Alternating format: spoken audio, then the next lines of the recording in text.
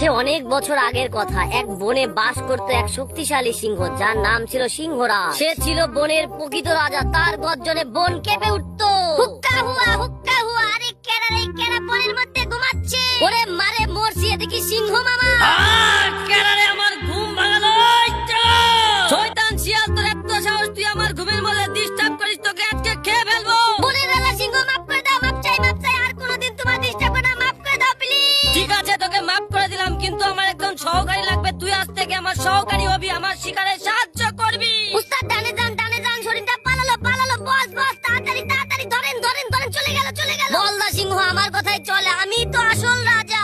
আমাদের বনের রাজা সিংহ কত ভালো, আমরা বনে কত সুখে আছি। হুক্কা হুয়া, এই বালদা গরু কিসের রাজা? বেটা সিংহ রাজা নাকি? রাজা তো আমি। এই বেটা ভন্ড শিয়াল, তুই কিসের রাজা? রাজা তো সিংহ, তুই তো বেটা রাজার সহকারী। বেটা তুই তো সিংহের চামচা। আরে বলদা গরু, তুই কিছু জানিস না। সিংহকে একটু আগেও আমি হরিণের ভিতরে লেলিয়ে দিয়েছি, আমি সব শিকার খাই। হুক্কা হুয়া, বনের রাজা সিংহ, শিয়াল তোমার নামে বলে বেড়াচ্ছে তুমি নাকি শিয়ালের চামচা। আমরা বিচার চাই।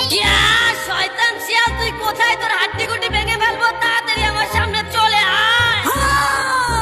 কি আনন্দ, আকাশে বাতাসে। মামু ডাকলে কেন? চলো হরিণ মেরে আসি। শয়তান শিয়াল, তোকে সহকারী হিসেবে রেখেছি, তুই সবার কাছে বলে বেড়াস আমি নাকি তোর চামচা। এখন তোর হাড্ডি গুটি ভাঙবো। সিংহ মামা, ভুল হয়ে গেছে আমার।